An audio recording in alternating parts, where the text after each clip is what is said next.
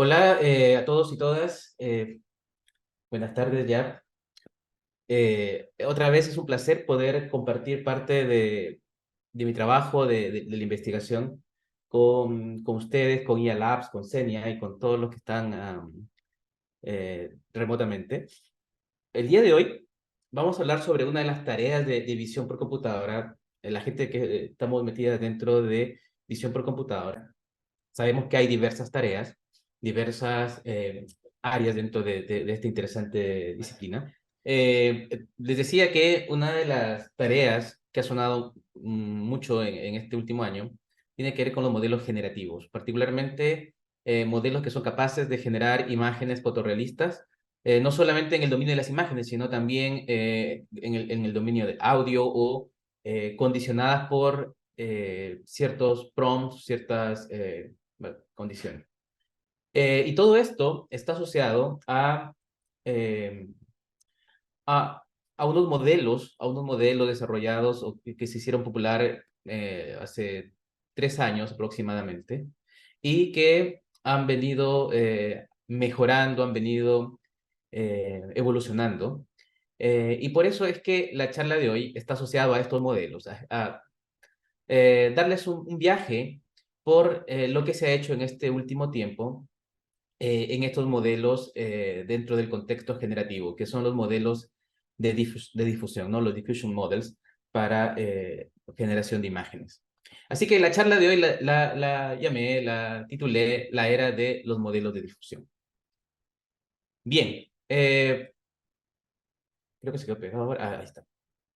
Entonces, todo esto está contextualizado dentro de los modelos generativos, en donde lo que nos interesa es desarrollar modelos que sean capaces no de discriminar, ¿no? Entre gato, perro, sino que sean capaces de generar imágenes, eh, posiblemente imágenes que no existan, ¿no?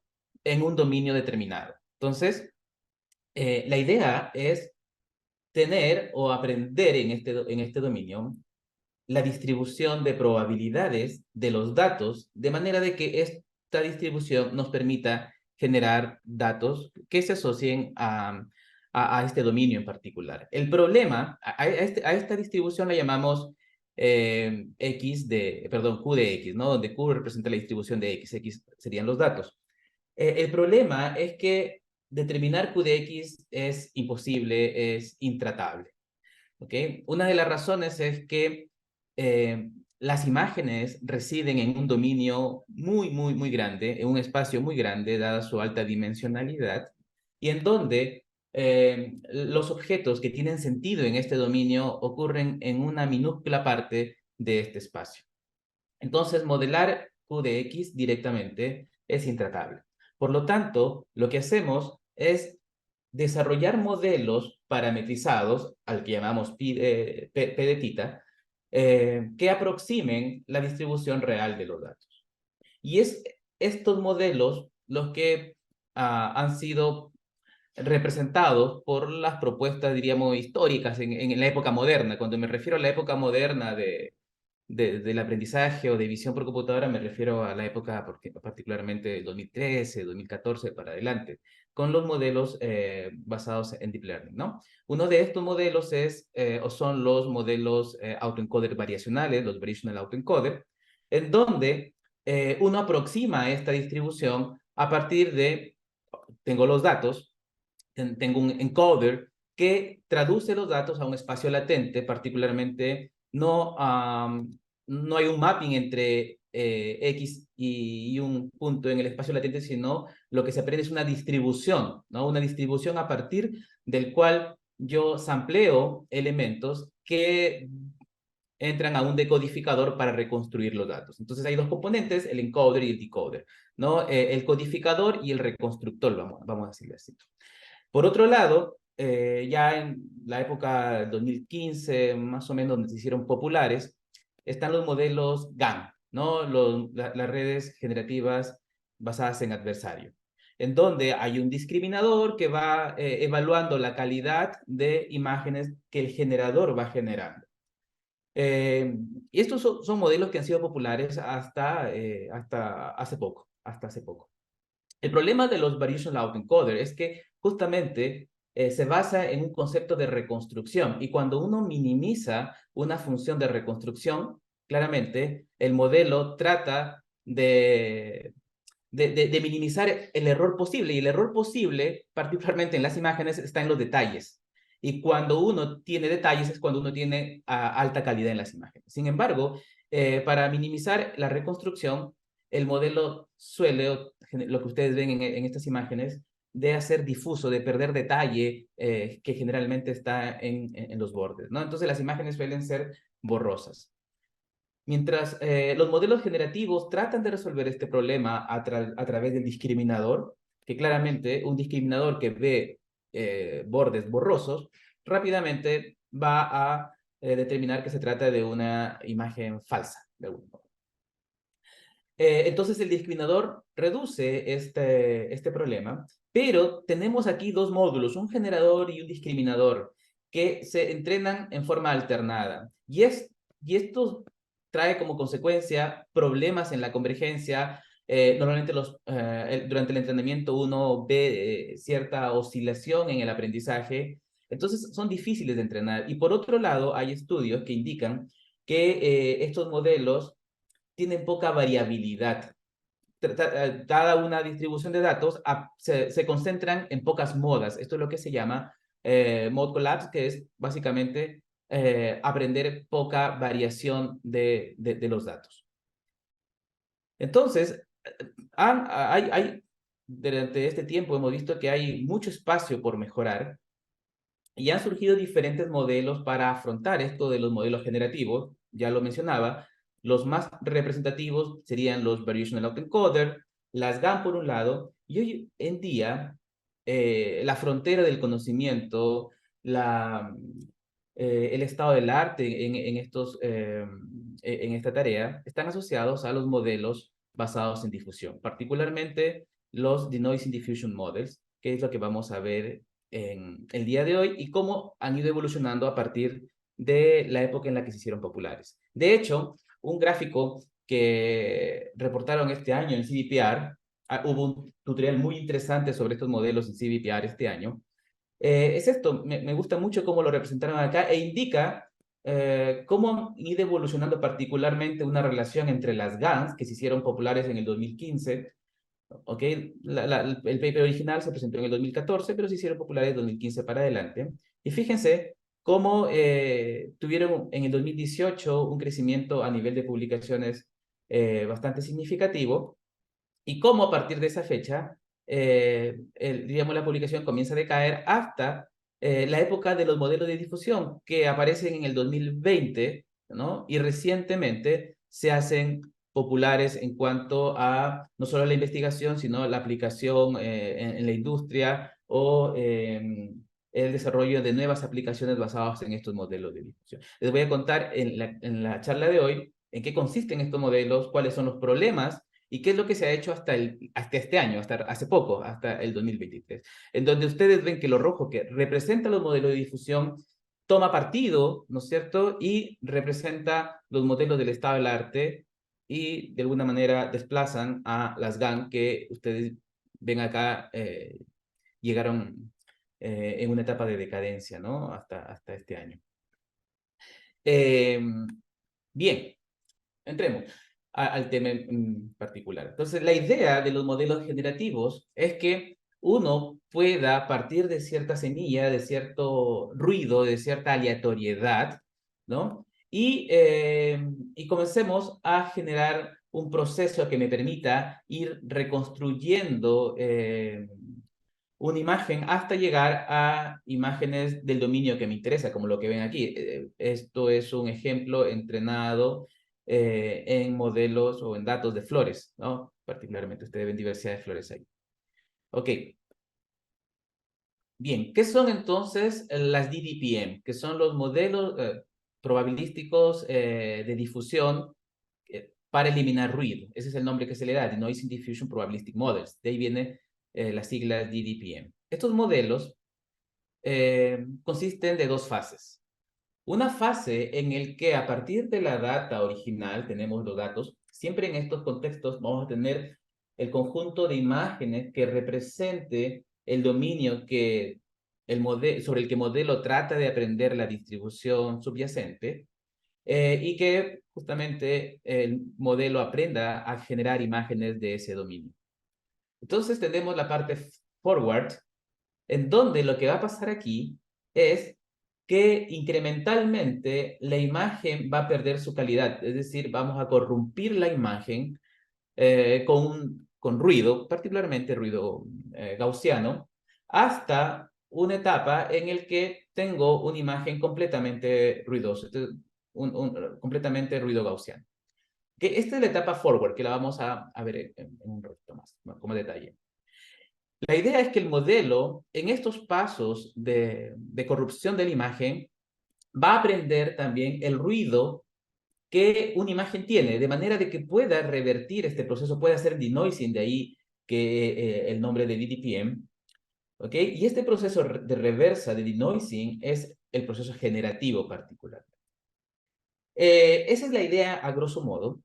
Pero hay algunas formalidades. Yo les hablaba inicialmente que la idea es aproximar la distribución real a través de una distribución parametrizada, que es el pitita. ¿Ok? En este contexto, pitita se establece como, se define como una distribución conjunta entre variables latentes. ¿Cuáles son las variables latentes? Habíamos hablado de que desde la imagen original comienzo a corrompir, es decir, vamos a ir teniendo diferentes variaciones sobre la imagen original, desde imagen con poco ruido hasta imagen con mucho ruido. Entonces, estas variaciones van a representar el espacio latente sobre el que se construye la probabilidad de X, de los datos. ¿Ok? Además, esta probabilidad conjunta se define en un contexto markoviano, a través de un proceso markoviano. ¿Qué significa esto? Que dado que acá tengo diferentes pasos, hay una dependencia de una variable latente en el tiempo t con respecto a t-1 o al paso anterior. Entonces, ¿cómo se define en forma markoviano esta probabilidad conjunta? Particularmente como el producto de las probabilidades de x en el tiempo t, dado x en el tiempo t, generar x en el tiempo t-1, ¿no? Si ustedes se dan cuenta, esto es un proceso reverso que comienza con un xt que es completamente gaussiano, ¿no? Que sigue una distribución normal, como lo ven aquí, y luego vamos a ir generando xt-1 iterativamente hasta llegar a x0. Y eso sería finalmente lo que represente el proceso de denoising. Vamos a ver paso a paso esto. Entonces, veamos el primer paso, que es el paso forward, y que se define como fijo. ¿Por qué se define como fijo? Porque finalmente es un proceso conocido. Partimos de x0 y lo que habría que estimar es la distribución de x1 dado x0, o la probabilidad de x1 dado x0. Luego, la probabilidad de x2 dado x1, y en general vamos a ir aprendiendo las distribuciones de xt dado xt-1. Pero habíamos dicho de que esto sigue un proceso de agregar ruido. Y la forma en cómo se define esta distribución es a través de una distribución normal con media igual a un factor multiplicado por el x anterior, porque depende del x anterior, fíjense aquí, y un beta t, donde el beta t representa el ruido que se le va agregando. En el tiempo ese ruido tiende a ser mayor, o en términos gaussianos sería la varianza, ¿no? La varianza que le vamos agregando a la imagen. Entonces, esto representa una distribución normal y es conocida. Uno puede fijar los beta t o puede establecer algunos valores asociados a estos factores particularmente. Y luego, la probabilidad conjunta también se define, o sea, dependiendo de x0, también se define a través de un proceso markoviano, es decir, la distribución, la probabilidad de xt o la distribución de xt depende de xt-1. ¿Ok? Entonces, aquí, este proceso debiera ser sencillo, es fijo, en términos prácticos, no es más que ir agregando ruido a la imagen bajo esta distribución que definimos aquí. Algo interesante es que, dado que el agregar ruido iterativamente representa una adición del ruido agregado en cada etapa, es posible definir xt en términos de x0. Entonces, la distribución de xt dado x0, considerando los incrementos, ¿no es cierto?, el ruido agregado o las distribuciones anteriores, se puede definir también como una distribución normal, ¿ok? En donde la media está asociada a x0. Y alfa t representa un noise schedule, es decir, cómo la imagen se va deteriorando. Y ahora le voy a explicar un poco más. Y esto 1 menos alfa t representa la varianza. ¿Se dan cuenta que esto también está asociado a algo que se llama razón señal ruido, donde este factor primero, el alfa t, representa el factor de la señal. Y conforme yo pierda la señal, aumento el ruido. Por lo tanto, el 1 menos alfa t representa el factor ruido. En el tiempo, este factor alfa t va a ir decayendo, porque en el tiempo el xt va acercándose más al ruido gaussiano. Por lo tanto, alfa t sigue una función decreciente. ¿Ok? Entonces, si esta es la distribución, samplear un punto de esta distribución, o sea, samplear una imagen, recuerden que xt en realidad son imágenes, son bidimensionales, uno samplea un valor, como samplear un número de una distribución determinada.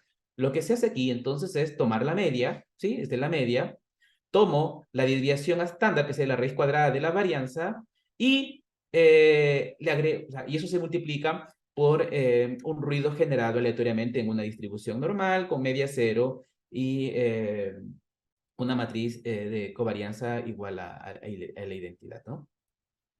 Entonces, esta es la forma de samplear un xt desde x0. Entonces, en términos prácticos, es cómo yo genero una imagen ruidosa a partir de x0 en un tiempo t.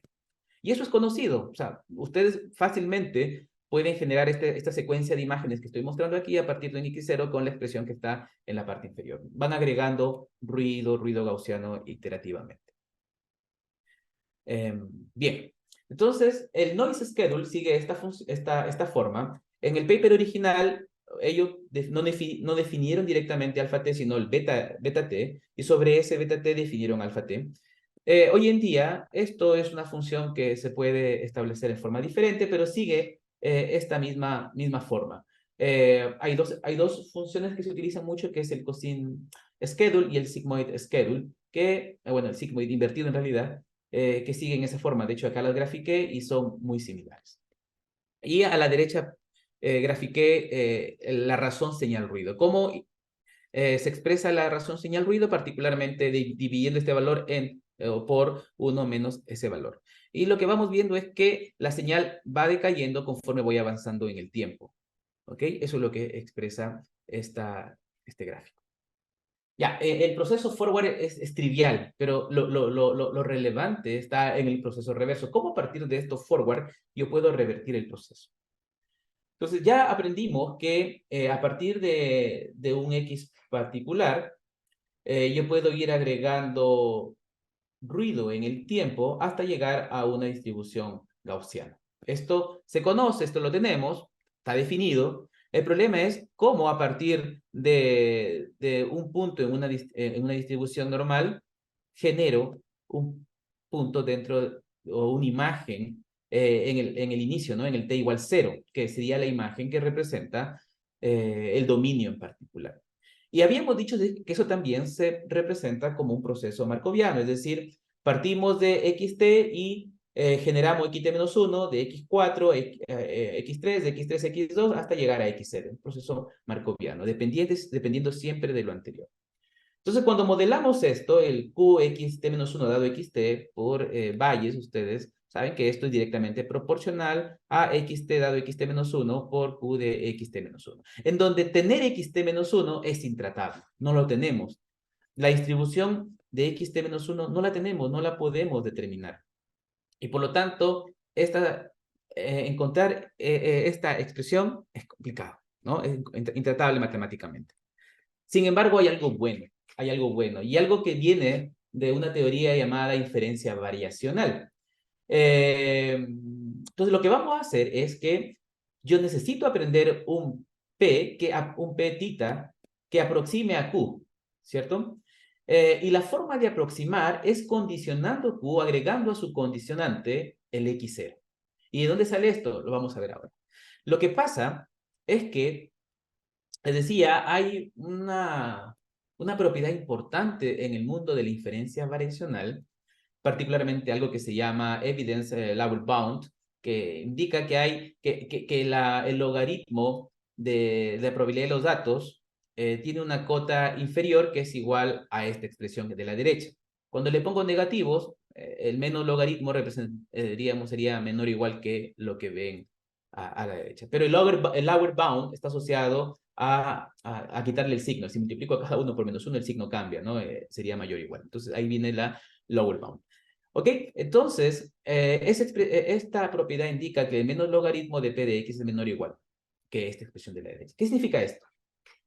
Que si quiero minimizar la expresión de la izquierda, la puedo aproximar minimizando la expresión de la derecha, porque la izquierda es menor o igual que la derecha. Si la cota superior comienza a bajar, entonces también vamos a aproximar o vamos a ir minimizando la expresión de la izquierda. Esa es la lógica detrás de esto. Entonces, si quiero maximizar el logaritmo de la probabilidad de x, lo hago, o minimizar el menos logaritmo, de otro modo, lo hago minimizando la expresión de la derecha. Y esto es relevante, porque lo que me dice aquí es que, por ejemplo, si yo tengo Q de Z y para mí Q de Z es intratable, yo condiciono por un X y lo hace tratable. Y eso es lo que se aprovecha en este dominio. Tanto se aprovecha en el contexto del Variational Autoencoder como en el dominio de los modelos de difusión.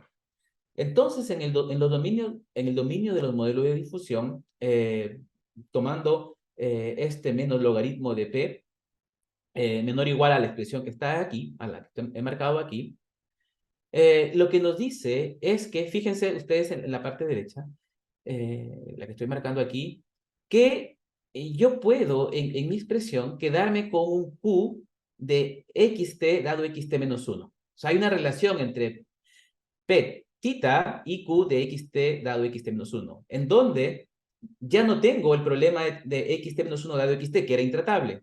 ¿Sí? Ahora le di vuelta. ¿Y por qué? Porque condicioné mi expresión Q respecto de x0. Y esto es lo que trata de decir este gráfico de la izquierda, que la forma de aproximar P hacia Q es condicionando además Qt-1 dado xt, x0. Entonces, si desarrollamos esta expresión, fíjense, pitita es lo que quiero aproximar. Esta pitita se puede modelar en términos de un epsilon tita, es decir, de un modelo que aprende el ruido o aprenda la media también. Hay varias formas de desarrollarlo. Y el Q ya lo conozco, porque el Q representaría la distribución en el forward, ¿no es cierto? Que la conocemos.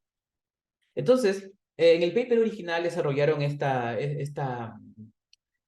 expresión y llegaron finalmente a un loss, que la forma de aproximar este pitita hacia Q es particularmente aproximando un epsilon tita. ¿Qué es epsilon tita?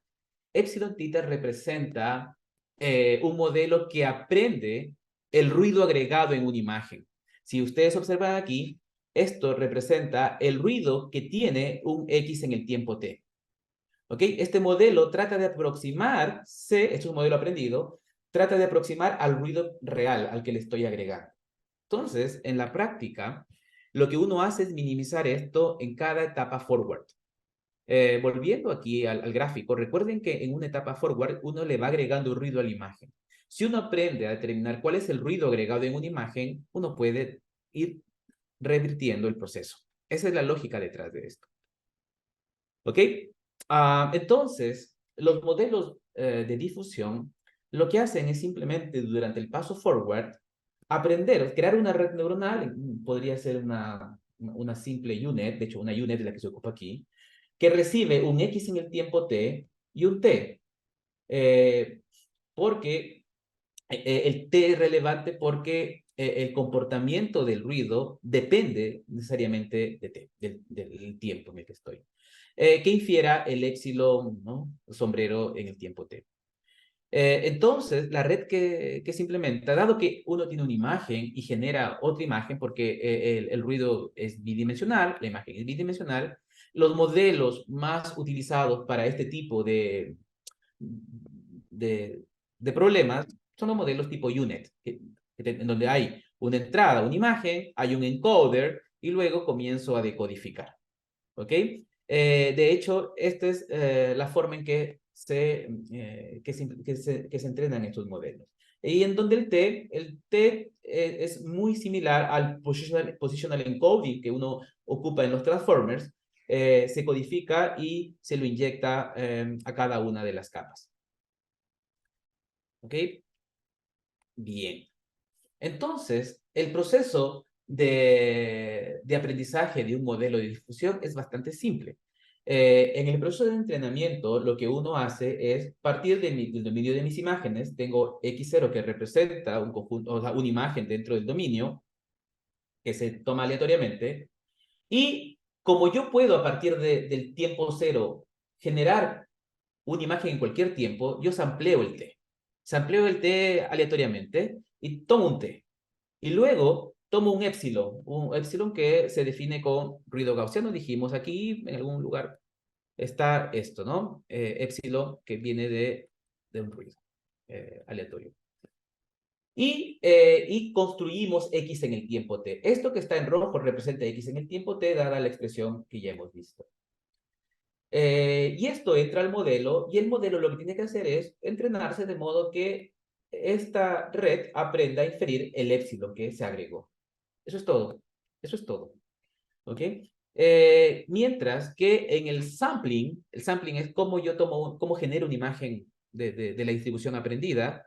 Hay un proceso iterativo que parte de un ruido en el espacio gaussiano, completamente ruidosa, XT, bajo una distribución gaussiana o distribución normal, y comienzo en forma iterativa a descubrir el X en el tiempo t-1, siguiendo esta expresión de aquí. Pero recuerden que el X en el tiempo t-1 depende del XT y además depende del ruido agregado. Y el ruido agregado no lo tengo, pero hay un modelo que sabe cuál es el ruido o que lo infiere a partir del XT.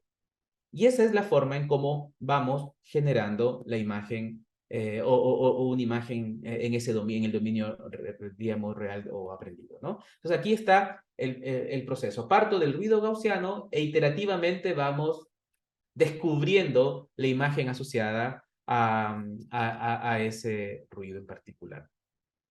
¿Sí? Y eso es cómo funcionan las DTPM y es la base de todo esto. Para entender un poquito más acerca de lo que hay dentro, uno puede representar este proceso también en el dominio de las frecuencias. Bueno, sabemos que en el dominio de Fourier los filtros gaussianos también se representan como gaussianas en el dominio de Fourier. Y lo que dice este enfoque es que es importante tener muchos steps, muchos pasos, ¿no es cierto? O que el salto sea un salto pequeño, de manera, particularmente por ser un proceso markoviano, de manera de que en el proceso de reverso, en el proceso de revertir el ruido, uno primero comience a llenar la imagen de frecuencias bajas, ¿no? De formas, de manchas, vamos a decirles, de frecuencias bajas, de contenido. Y conforme me acerca el X0, le voy agregando detalle, que es lo inverso a cómo hice el diffusion, ¿no? Porque inicialmente perdí detalle, ¿no? Y al final perdí el contenido. Entonces, es importante tener steps pequeños para ir descubriendo cada parte del contenido de la data, ¿no? De la data bajo la distribución de los datos. Entonces, aquí hay un problema. Y el problema de estos DDPM son que el sampling, este sampling que se hace para un tiempo t determinado, es alto, es alto. Y esto, cuando se propuso este modelo entre el 20 y 21, requería un t de aproximadamente 1000 etapas. Y eso es altamente ineficiente. Entrenar un modelo es costoso porque cada vez que voy a reconstruir, hay mucho tiempo que se necesita impráctico, e impráctico. Entonces, rápidamente la investigación estuvo centrada en cómo bajar este T. Antes de pasar a ello, es importante para que aquellos que nos gusta un poco el modelado matemático de esto, es importante entender algo que llamamos score-based diffusion, que es como la contraparte continua de este proceso de difusión. Y lo que nos dice es que el proceso forward y el proceso de reversa se puede modelar como una ecuación diferencial estocástica, ¿no? Porque recuerden que uno lo que va aprendiendo son los deltas de X, ¿no? Los deltas, cómo el X va cambiando. Y cuando uno dice cómo cambia el X, rápidamente lo asocia a una derivada, y cuando uno quiere descubrir el X, lo asocia a una ecuación diferencial. ¿Y por qué se llama estocástica? Porque hay ruido presente, hay un proceso browniano, se le llama en este contexto, que hace que esto sea estocástico. Entonces, eso se puede modelar a través, tanto para el forward como para el reverse. Entonces, en la parte reversa es la que nos interesa, y en la parte reversa, la forma de modelar con ecuaciones diferenciales nos da esta expresión. Y esta expresión está asociado a algo que se llama score function, que es este gradiente de log, particularmente la distribución de xt, gradiente respecto de x. Que de alguna manera nos dice cómo hay que ubicarnos en el espacio para generar un X que represente la probabilidad, ¿no? Que haga que Qt tenga un valor alto, que tenga alta probabilidad de ocurrir ese X. Entonces, este score function se desconoce en el modelamiento. El resto se conoce, están los betas, el xt, pero el Qt de xt se desconoce. Y otra vez tenemos un problema intratable. Sin embargo, la forma de tratarlo es condicionando. Si lo condicionamos respecto de x0, el problema se hace tratable, y lo más interesante es que yo sé cuánto es Q de xt dado x0, porque tengo esa distribución, la tengo, ¿no es cierto? Y ustedes recordarán aquí, en amarillo la puse, tengo esta distribución. Cuando uno calcula el gradiente sobre ello, lo que obtiene es es particularmente el epsilon, ¿no? El epsilon, y este epsilon es el que se trata de aproximar, ¿ok? En general es un epsilon multiplicado por un escalar, ¿ok? Pero ahora el escalar no es relevante y nos concentramos en el epsilon. Entonces, este epsilon es el que se trata de aproximar, el que se trata de aprender, y es lo que se ocupa en la DDPM. Entonces, hay una relación entre lo que llamamos score-based diffusion o DDPM, ¿no? O diffusion models. Ok, ahora, en el año 2021, aquí en la conferencia de Learning Representation, aquí, en el año 2021 se presentó una mejora sobre las DDPM. A este modelo se le llamó Denoising Diffusion Implicit Models, the DDIM, en donde lo que hacen es ya no considerar el proceso como un proceso markoviano, sino que hay que hacerlo depender de algo más que simplemente digamos, la imagen anterior, ¿no? En el proceso de denoising o en el proceso de reverse, o de denoising y de diffusion. Entonces, si hacemos eso, si al modelo le agregamos, por ejemplo, la condición x0 en el proceso de diffusion, yo puedo asociar esto también al proceso reverso a través de un proceso de valles, ¿no? De una igualdad de valles. Y eso nos permite, cuando uno condiciona respecto de x0, nos permite utilizar esta expresión que conocíamos anteriormente, esto. Directamente la expresión que tenemos aquí, xt dado x0. Entonces, yo puedo representar xt menos 1 en base a un x0 en el proceso de reverso, en el proceso de reconstrucción. El problema es que cuando uno reconstruye, cuando uno hace la reversa, no tiene x0, no tiene X0, pero ese X0 se puede estimar. Se puede estimar bajo la expresión, la misma expresión amarilla que la grafiqué aquí. Uno samplea xt igual a esta expresión más epsilon por la raíz cuadrada de esta varianza. Y si uno despeja el epsilon, perdón, el x0 llega a esta expresión de aquí. Entonces, el x0 se puede estimar en un tiempo t a través del epsilon aprendido. ¿Ok? Y si uno utiliza este x0, uno tiene más información y puede pasarse algunos pasos. De hecho, hay trabajos más recientes que directamente hacen que el modelo aprenda x0 y no el error implícito. Entonces, cuando hacemos esto, tenemos más información y se demuestra empíricamente que al modelo le es más fácil reconstruir en menos pasos. De hecho, se demuestra aquí, por ejemplo, aquí en datasets pequeños como CIFAR o Celebrities, que si, dado 1000, que es como diríamos el estándar de la DDPM, en donde esto se mide con calidad de la imagen a través del fit metric, una métrica para ver la calidad de la imagen. Con 1000 en el DDPM mi score es 317, que es bueno, mientras menos mejor. Mientras que con 10 pasos, la DDPM tiene un score, en realidad no es score, es una distancia, un valor, mientras más alto sea, es peor. Entonces, esto es mucho más distante que este valor de aquí. Indica que es mucho de peor calidad respecto a este valor de aquí. Entonces, lo que dice que es que la DDPM requiere muchas iteraciones. Pero usando las DDIM es posible reducir estas 1000, por ejemplo, hasta en 50 y tener valores aproximados, dependiendo del contexto de las imágenes. Entonces, las DDIM representan como el estado del arte en modelos de difusión con pocos pasos. Yo ya no requiero 1000, sino que particularmente del orden de 10, 20, 50 posiblemente. Va a depender mucho del contexto de las imágenes, del dominio en el que estoy trabajando. ¿Ok? Pero igual resulta una cantidad elevada. Entonces, hay otras propuestas que se han ido evaluando que ahora voy a comentar. Este año apareció un trabajo bastante interesante sobre la DDIM.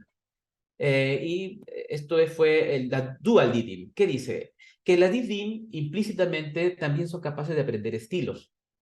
Es decir, imagínense que yo tengo un dominio en el que aprendo a generar tigres y tengo otro dominio en el que aprendo a generar gatos.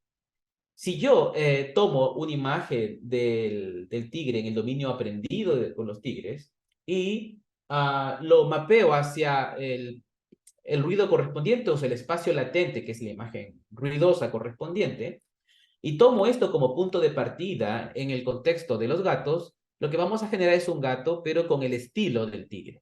¿Sí? Esos experimentos se hicieron y se presentaron este año en la conferencia de Learning Representation, en donde se demuestra que hay un estilo implícito aprendido, ¿no? Por ejemplo, cómo pueden pasar de un dominio a otro, en donde el estilo que se está traduciendo son los hocicos abiertos, ¿no? O pasar, por ejemplo, de una imagen eh, con cierto estilo a una imagen con el estilo de referencia, como aquí la nieve, por ejemplo, que es lo que se trató de hacer.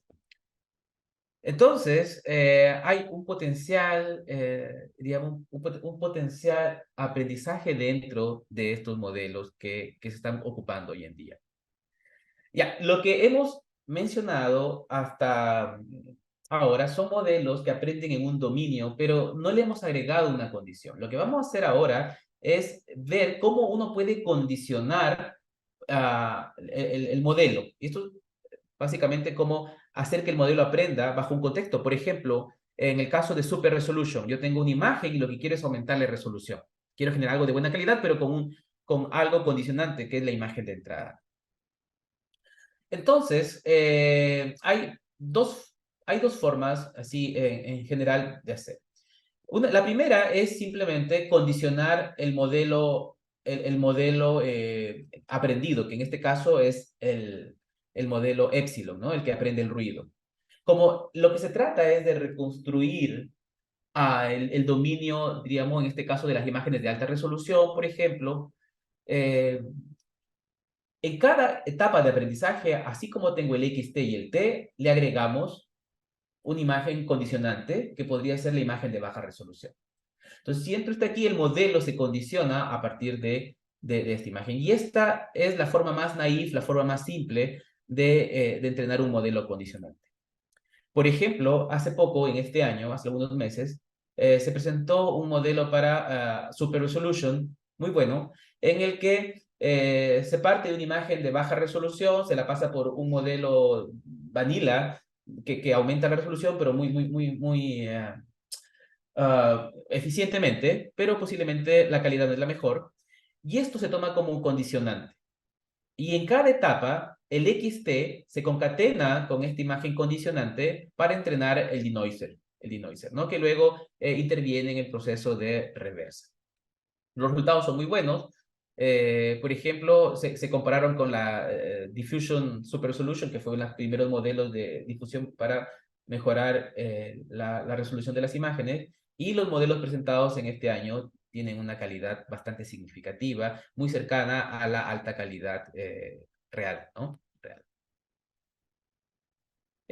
Otro enfoque es, igual, vamos a nuestro modelo matemático, en donde lo que hay que modelar sería, recuerden el log-P que hablamos hace un rato, que es el modelo de score base, y a este modelo lo condicionamos. Entonces, si condicionamos este modelo, y aplico aquí mi conocimiento del teorema de Bayes para generar las expresiones, voy a quedarme con dos expresiones. El score base model, que valga la redundancia, se modela también como una DDPN o una DDIM, de nuestro modelo DDIM, y aquí tengo algo que es conocido, que sería el logaritmo de P, perdón, el logaritmo de la probabilidad de I, y que es una clase, por ejemplo, la clase, ¿no? Un clasificador, la clase de XT. Entonces, es la probabilidad de que XT sea de esa clase. Entonces, esta expresión representa un clasificador, un modelo que aprende a clasificar imágenes. Y este clasificador se utiliza para, de alguna manera, estimular al modelo aprendido en difusión, al épsilon particularmente, y ir dirigiendo el modelo hacia la clase correspondiente. De hecho, este es el modelo que se ocupa cuando uno quiere hacer aprendizaje de múltiples clases, por ejemplo, ¿no? Eh, entonces, lo que usamos aquí es un modelo previo, un modelo de clasificación más nuestro score model. ¿Cómo se agrega esto al algoritmo? Básicamente, yo tengo un épsilon aprendido y a este épsilon aprendido se adapta a través de lo que nos diga el gradiente de XT respecto de un modelo. Recuerden que un modelo está parametrizado con ciertos, en este caso, phis, y hay que derivarlo respecto de XT, y esta expresión es la que se agrega al épsilon, y tengo un épsilon gorro, que es el que se utiliza finalmente en el proceso reverso. Entonces, el Classify Guidance, como se titula, como se llama a este modelo, requiere un clasificador externo que aprenda a clasificar los elementos en el espacio latente. El problema es que tener ese clasificador no es trivial, porque tiene que responder bien ante los XT, o sea, que habría que entrenarlo con diferentes XT y puede ser algo complicado. Entonces, los mismos autores de este modelo que se presentó en NeurIPS 2021 volvieron a aplicar Bayes sobre esto y llegaron a esta expresión en donde tenemos aquí que le dimos vuelta a la probabilidad de I dado XT, y tenemos otra vez un modelo, dice XT dado I, que es un modelo condicional, un modelo, un modelo que podría ser otra vez un Classified Guidance o cualquier otro modelo como el naive que vimos anteriormente, que se condiciona bajo un I. ¿Ok? Cuando esto de aquí se pondera de alguna manera y se suma al modelo anterior, tengo esta expresión que ven en la parte inferior, donde tenemos un modelo condicionado multiplicado por un factor y un modelo no condicionado. Entonces, cuando los dos se mezclan, el modelo toma más poder. En donde el modelo condicionado no necesita ser entrenado con un clasificador, como el caso anterior, sino que puede ser entrenado en forma naive, como lo vimos hace unas slides anteriores. ¿Sí? Es decir, concatenando la imagen al epsilon tita. Entonces, esto en el contexto de condicionar una imagen. Ahora, vayamos a ver qué es lo que se ha hecho recientemente para seguir mejorando la cantidad de pasos, ¿ok? Que ya no requiera 50, sino que se requiera 10, 20, por ejemplo, 5, 4, menos pasos para generar una imagen. Como lo hacen las GANs. En la GANs yo tengo un forward y tengo finalmente el resultado y no necesito tantas iteraciones. Entonces, algo que se ha estudiado desde hace ya algún tiempo son los modelos destilados, ¿no? Distillation. Y estos distillation también se están aplicando a los modelos de difusión. Por ejemplo, hace 2 años apareció un paper, Progressive Distillation, que representa que si yo tengo un modelo entrenado con DDIM, para saltarme algunos pasos, yo puedo hacer un shortcut, entrenar un modelo student sobre el teacher de aquí, para que aprenda a saltarse, por ejemplo, que vaya saltándose o ciertos pasos. Entonces, si el modelo es capaz de aprender esto, yo no necesito ir por todos los pasos como lo requiere la DDIM. ¿Sí? Este año también apareció otro trabajo asociado a distillation en CVPR de mitad del año, ¿no? Lo interesante es que el modelo es capaz de generar, fíjense, imágenes de buena calidad con pocos pasos, con 4 o 8, en comparación a la DIDIM que requerían más pasos, 20, 30, depende del contexto. Ok, otra idea interesante son los Latin Diffusion Models. No sé si todos tienen background en Machine Learning, Computer Vision, pero algo importante que hemos aprendido en estos tiempos es que para que los modelos, particularmente en visión, tengan éxito, funcionen, necesitamos buenas representaciones. Estas representaciones se conocen como, ah, están asociadas al espacio latente, ¿no? Al espacio latente, a los embeddings. Entonces, en el año 2021 en CVPR también apareció este modelo en donde la idea es no partir del X0, no partir de los datos, sino partir del espacio latente. Entonces tengo el X, paso para un encoder que genera el espacio latente y sobre esto hago el proceso de difusión. El reverso me llegará al espacio latente en donde tengo que aplicar un decoder para llegar al X reconstruido. Entonces, utilizar el espacio latente tiene también alta contribución en estos contextos. Ok, perdón, vamos a ver la hora. Estamos en el tiempo. Algunas aplicaciones que se han venido desarrollando, por ejemplo, DALL-E. DALL-E o Stable Diffusion, que nos permiten generar imágenes dados cierto prompt de texto, usa los modelos de difusión, pero no parten de un X0, sino parten de un embedding, de una representación. Y esta representación es una representación generada por un buen modelo. ¿Y cuál es un buen modelo actualmente? Debemos todos entender que actualmente CLIP representa un buen modelo, un modelo entrenado con muchos datos variados entre imágenes y textos, y en diversos modelos actuales se demuestra el poder de CLIP como encoder de texto, ¿no? Entonces tenemos el encoder de texto y, bueno, hay un adaptador que trata de asociar o trata de modular mejor este vector de texto para que se relacione más con el vector de las imágenes, ¿no? El vector de las imágenes. Y luego esto pasa por un decoder, que sería un modelo de difusión para generar luego la imagen que nos interesa. En mi equipo hemos estado trabajando mucho en el dominio de los dibujos. Desarrollamos un trabajo este año, un survey en Sketch to Photo Translation que se publicó en la ACM Computing Survey. Y es un problema todavía abierto. Estamos desarrollando algunos modelos basados en difusión actualmente, pero hicimos un trabajo con la versión anterior, con los modelos GAN. Y el modelo que propusimos justamente permite mimetizar, permite de alguna manera capturar mucho detalle del dibujo en el dominio, en este caso, de los bolsos, ¿no? De las carteras. Y fíjense aquí, este monito que tiene un bolso con rostro y genera un bolso con rostro. Al término de este trabajo, también hicimos una evaluación con modelos de difusión condicionados, como los que he comentado, y lo que notamos fue que la calidad, o sea, los diffusion models generan imágenes de buena calidad, tienen mucha efectividad para generar objetos de buena calidad.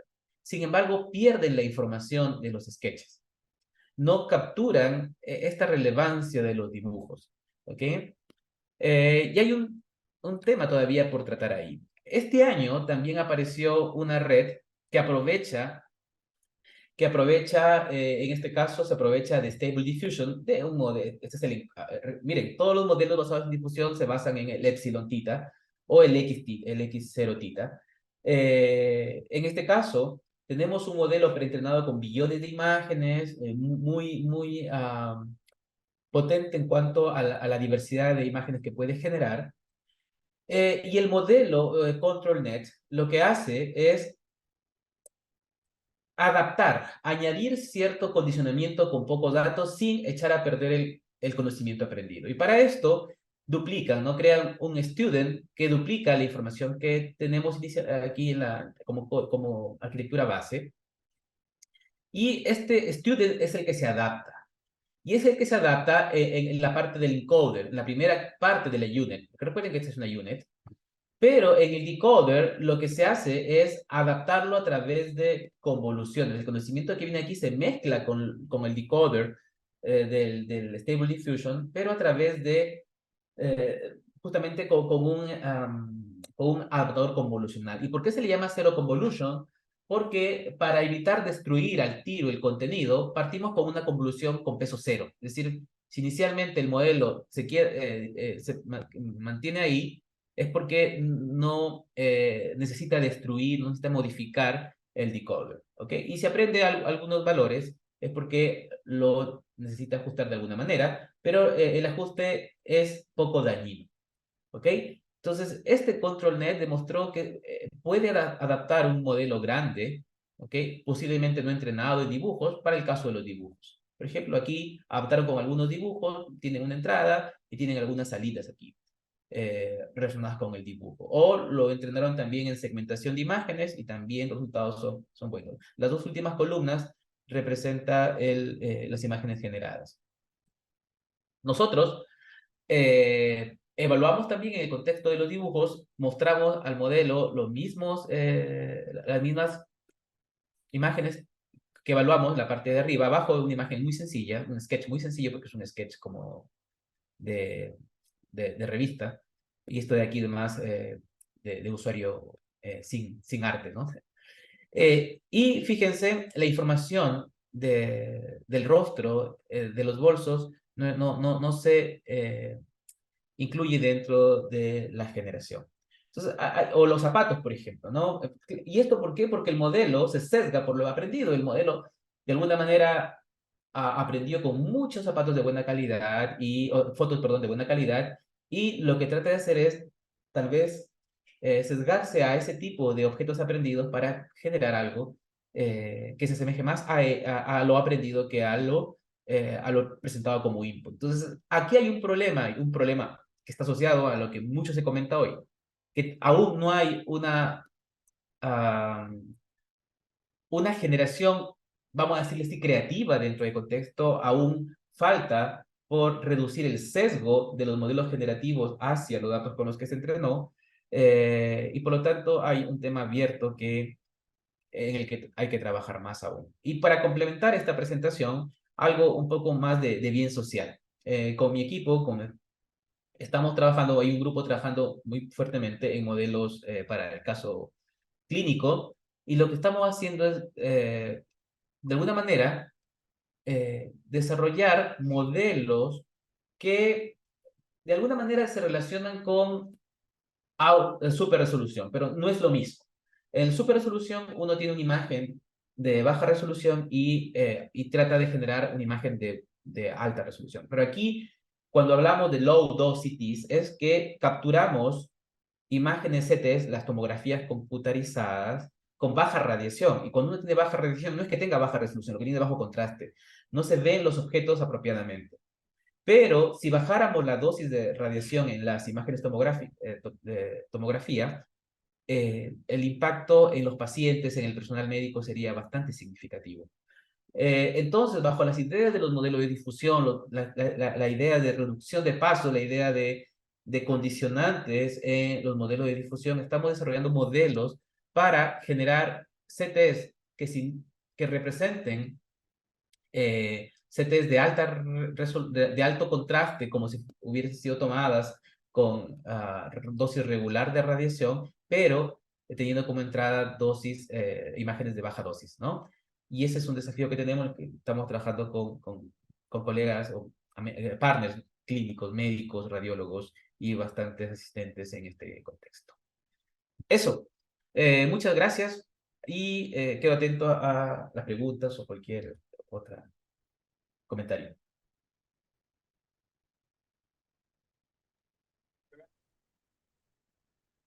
¿Aló? No escucho. Sí, te escuchamos, José Manuel. Muchas gracias por tu exposición. Estamos viendo si hay preguntas aquí en la sala.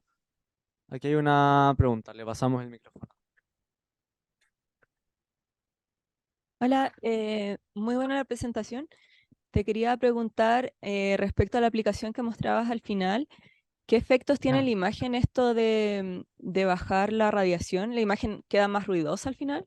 O... sí, hay ruido, pero lo más importante cuando uno baja la radiación es que hay poco contraste. ¿Qué significa? Significa que si hay un pequeño tumor, digamos, en el hígado, particularmente en el hígado sucede esto, al tener baja radiación, a simple vista, el tumor no se ve, no se ve. Entonces, por eso llamamos imágenes de bajo contraste. El impacto, digamos, el efecto más directo es el bajo contraste. Hay información, hay información ahí, pero a simple vista no se ve. Entonces, la hipótesis es que si entrenamos un modelo que aprenda a partir de imágenes de buena dosis, el modelo aprende también a relacionar otro tipo de información con información que pueda estar asociado al contraste de las imágenes y a partir de ahí pueda aumentar el contraste de las imágenes. Ok, muchas gracias. Bien, bien. Aquí tenemos otra pregunta. Hola, gracias por la charla, muy interesante. Hola. Em, yo tenía una pregunta con respecto a la naturaleza del ruido. Em, Me preguntaba o sea, si se podría generalizar, por ejemplo, con pink noise en vez de white noise. Y estoy pensando en términos de generación de video en vez de foto, en el cual la Sí. imagen está correlacionada. Y eso, básicamente como que es que hay trabajos que están focalizados en generar video en vez de fotos. Sí, sí. De hecho, no lo presenté aquí, pero en este año hay harto trabajo en generación de videos. Aún los videos, a ver, entendamos que el video es mucho más complejo que la imagen, hay una relación de tiempo, eh, entonces la calidad que se está generando aún es deficiente. Lo otro es que todavía se utiliza el modelamiento bajo gaussianas, porque no es que la gaussiana represente la distribución de los datos, sino que es el espacio eh, latente, ¿no? Porque tengo los datos que están en un cierto espacio y esto los transfiero a un espacio latente. Lo que aprendo es una correlación, o más que una correlación, un mapping entre un espacio y otro, y a partir de ese espacio trato de generar el espacio que desconozco. Entonces, la gracia de usar las distribuciones normales es que son cerradas, o sea, en el sentido de que se pueden modelar matemáticamente más fácil, tienen clausura y todo es más sencillo ahí. Pero en el tema de video hay harto trabajo. Este año, particularmente CDPR, recuerdo algunos trabajos orientados a video, pero igual hay harto espacio por mejorar. Eso. ¿Alguna otra pregunta por acá? ¿En el chat? No. Ya no hay más preguntas, José Manuel, así que agradecemos mucho tu tiempo, tu presentación. Aquí apareció una nueva pregunta. Vale. Hola, Hola, es que estaba pensando en...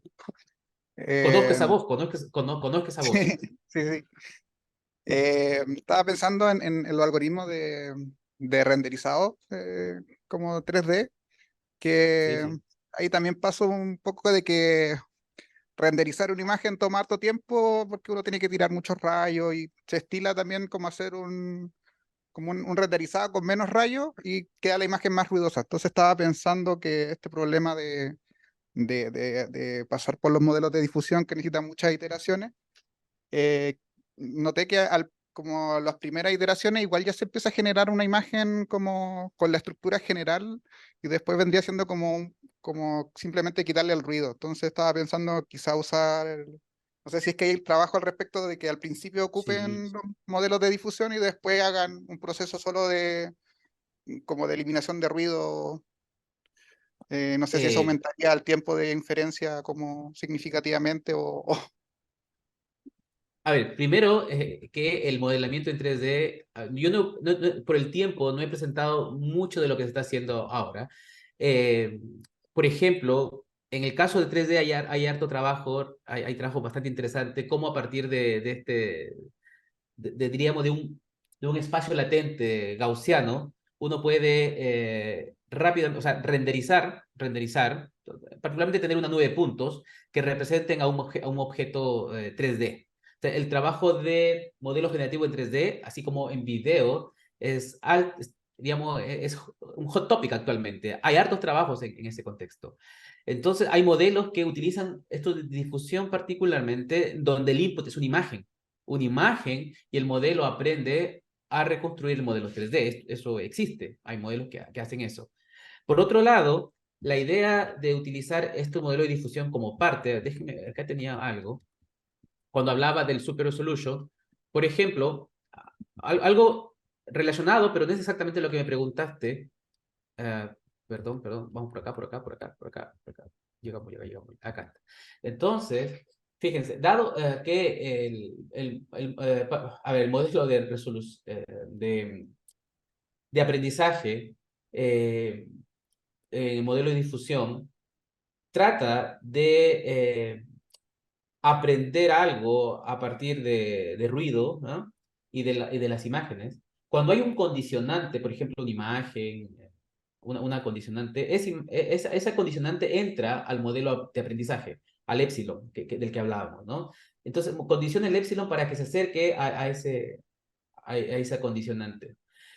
Entonces, esta condicionante eh, puede ser la imagen la imagen de baja resolución, en el caso de supersolución, o puede ser una imagen de buena resolución, o mejor dicho, mejor dicho, de una calidad intermedia de resolución. O sea, una mejor calidad que la imagen de baja resolución, pero generada por un proceso rápido, que genere una imagen de alta resolución intermedia.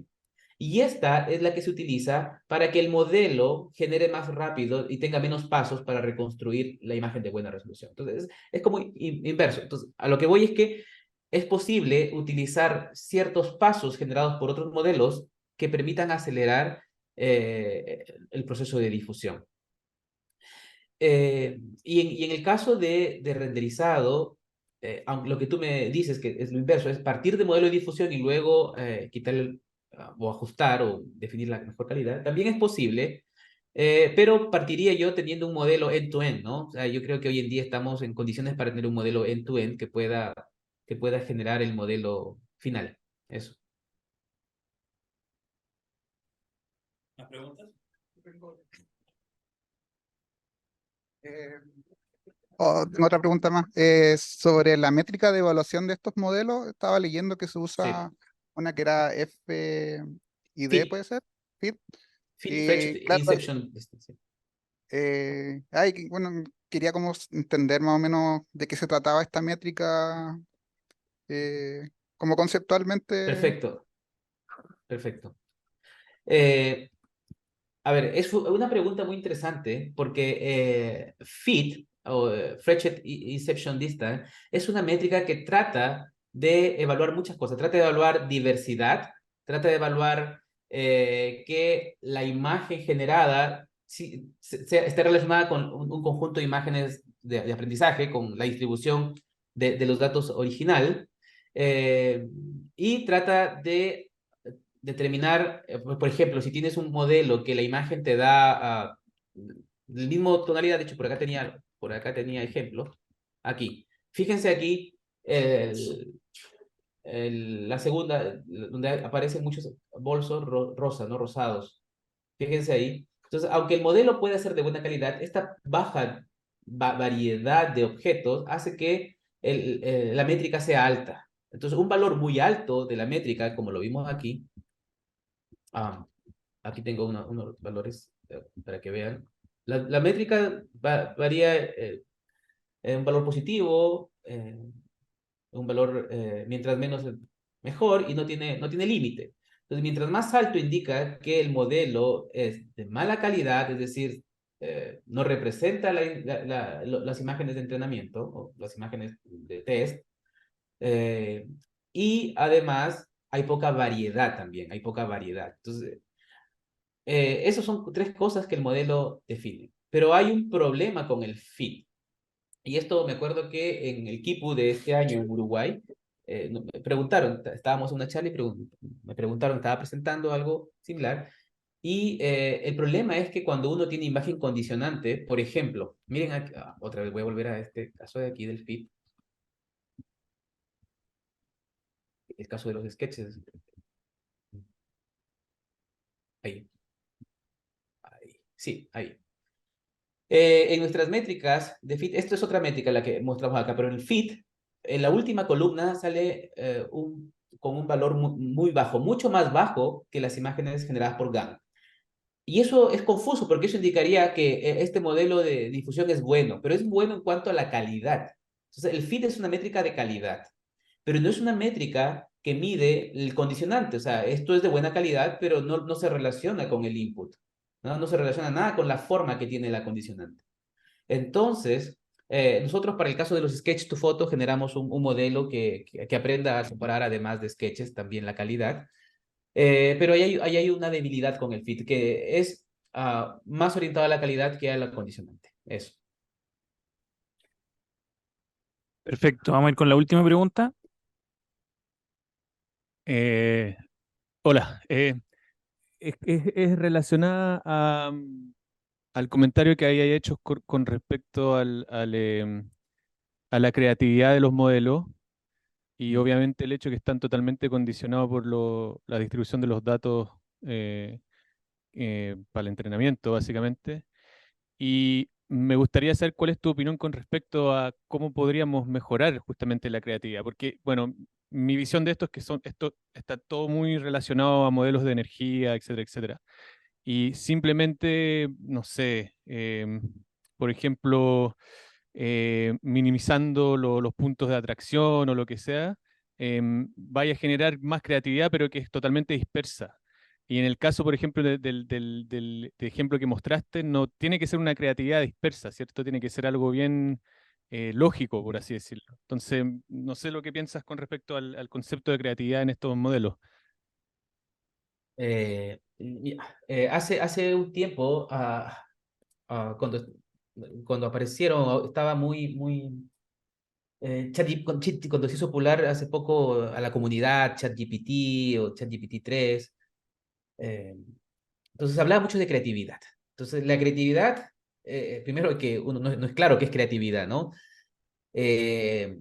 La creatividad es difícil. De hecho, yo trabajo en el mundo de la inteligencia artificial y por eso sé que los modelos de inteligencia artificial, en su definición más profunda, no pueden absorber la creatividad humana, porque la creatividad humana tiene que ver con poder salirse de las reglas y los modelos aprenden reglas.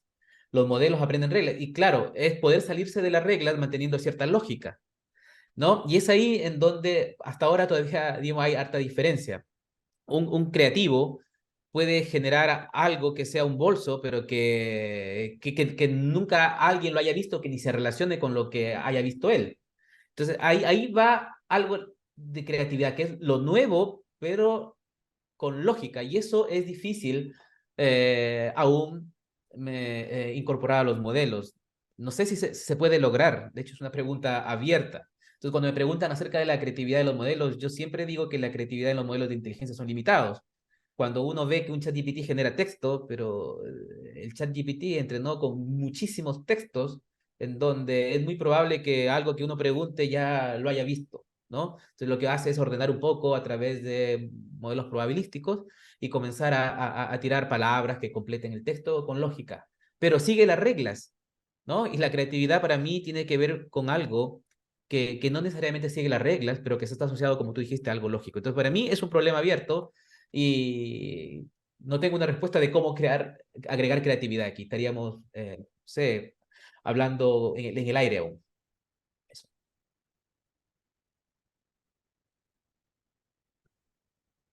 Bueno, muchas gracias, José Manuel, por tu presentación. Sí. Doy el aviso igual que estas presentaciones son subidas al canal de YouTube de Senia, si es que la quieren volver a revisar. Y nos vemos en el próximo seminario. Muchas gracias a todos y todas por su tiempo. Gracias a todos y todas, que estén Yo tengo bien, es un placer. yo tengo una duda. Vale. ¿Es viable que se aplique esto para audio también? Porque particularmente Se en el hace- caso del denoising se ve bastante Sí, práctico o tiene limitaciones. no, se hace. De hecho, hay modelos de difusión como audio. Finalmente, olvídate de la imagen. Finalmente tenemos una señal.